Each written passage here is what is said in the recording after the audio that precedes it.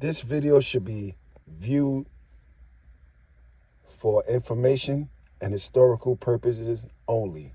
Nothing more, nothing less. Hellcat. I'm gonna give you a little brief story on Champion Dirty. Um, we got Champion Dirty from a guy named Ice. He's deceased now, Dirty South Kennels.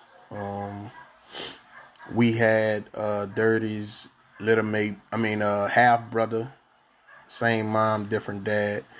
But Ice wanted one off of Tuffy. So we wind up swapping dogs like that. When we got Dirty, he was like 14 months. We looked at him once and he did real good. But he was already on when we got him from Ice. Like I said, we didn't pay no money for him. We just did a trade. And he was already on and stuff. So we looked at him once and he blew through a dog. So it was like, man, shit, we need to go ahead and hook him. So we went ahead and hooked him, and we did the first one and took some guys. And his first show only went like about, I think, 15, 17 minutes, something like that. He wound up ripping the dog tongue clean out his mouth. And, and there was a lot of hype, you know what I'm saying, behind him after that. You know, everybody wanted to see this Dirty dog, you know. And for number 2, we wound up going to these boys in Alabama. There was some real stiff competition, you know, been around for years.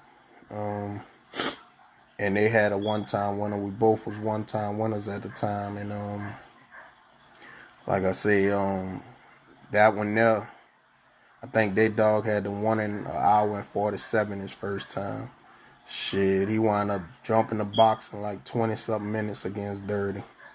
You know, from start to finish, Dirty just smoked him. You know, real rough, real intense. You know, constant pressure. And so for number 3, we went into this camp. The guy was on like a 20-0 winning streak. You know, he was making a lot of noise, and he had a champion. But we went into a son of the champion, and he was a winner also.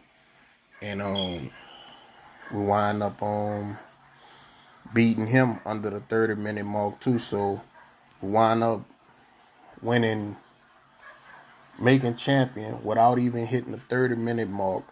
Okay, he wasn't even 3 years old at the time. You know, because we won 4 in 1 year with him. So after we beat that dog, which they came in a pound under, they came in at 38 and we was 39. So everybody was like, oh man, he ain't going to nothing. The dog was small and this, that, and the third, you know. So, you know, we wind up looking for, you know, some big names then, because everybody was saying that, you know, he wasn't this, he wasn't that, you know, this, that, you know. So, as a matter of fact, I want to give high praise to my guy, Papa. He conditioned him his last 3 times. And man, I'm gonna tell you something. He's deceased now, but man, I learned a lot from this guy. I mean, he's like one of the best conditioners, best handlers down here, down south. I mean, I maybe saw maybe 1 or 2 guys that can get out there with him, but he was badass, bro. He was the real deal, you know. And Papa was a bad boy. Everybody down south knows about Papa. He was a hell of a conditioner, hell of a dog, man, you know. And so when we went for number 4, we wind up we was hooked into one dog, and I think the guy got cold feet because he heard, you know, about Dirty, and he heard he was a big one for his size and this and that. So I remember Papa calling me and telling me that the guys actually showed up on his yard because they wanted to see, Dirty and see how big he was. And he was like, nah, man, I ain't worked him. I mean, I ain't got him this time. Them boys work their own dog, you know. So there was like, okay. So they had switched the fight, you know. They gave it to somebody else, and they had two dogs that was making a lot of noise. They had one named was Silverado, but I think Silverado had the one in like 3 hours and something. And then they had another one that was a champ named Jaws. And Jaws had them like killed like four. I'm talking about he was down from the LG stuff. He was off of that LG's 3 dog. And, you know, from my understanding, that 3 dog had through a few champions, you know, and they all can bite. Like Jaws was a killer. And one of the guys out of this particular camp, he told the other guy, like, nah, man, we gonna use Jaws. He said Silverado's good, but he not making no noise like like uh like Jaws, you know.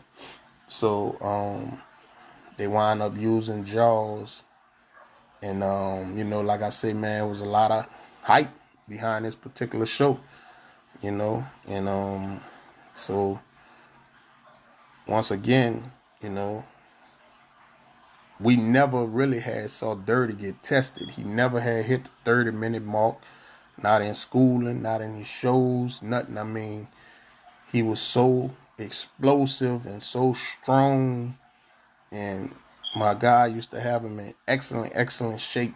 I mean, like tip-top shape. And man, you know, he was so explosive. It almost looked like looking at Bruce Lee. That's what I would compare him to, as far as quickness and style, and you know what I'm saying. He just constant. He just was just explosive, man. It's like, you know, and if you lay down, he trying to get you out of there, you know. And so the Jaws dog, like I said, though, was known to be a killer, you know. So, you know, we wind up getting it going, and not gonna lie to you, man. From the hand release, Jaws wind up nailing us in the chest, and man, he really like put some real pressure on us. Like, I'm talking about for the first 20-something, 30-something minutes, we on our back. And really and truly, this like the first time we just saw Dirty on his back.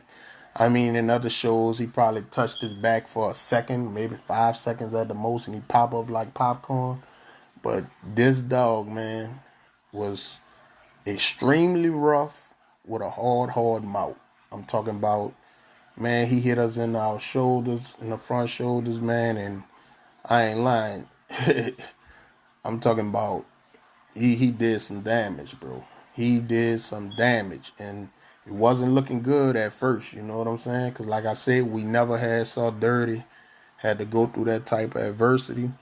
You know, and the dog, you know, he was a bulldog. He was everything they said he was. You know, he was all over us, and so Dirty wind up adapting though. Right at maybe 40-something minutes, we wind up going to his face. When we went to his face, we got up on our feet, and we wind up, you know, just peeling him, and you can tell he didn't like it. The Jaws dog, that was my first time seeing him go, but just observing him, you know, he just seemed like he was kind of straight ahead. You know what I'm saying? And he was so rough though that you know, you could tell they had him on them rods or whatever. He was ripping his own face up by being so rough, you know, and we just peeling him, dancing, looking pretty. I'm talking about just dancing. Keep in mind, our front end is gone. So we just all back legs, just, you know, prancing and moving and looking swift and getting out the way and peeling him. Next thing you know, he started squealing and he made a turn. So we was able to get a handle, and he wound up making a good scratch. and we made a damn good scratch on the very next scratch. We was falling down, got up, went fall again, this that, cause he had done wrecked our front end. Like, man, I'm talking about just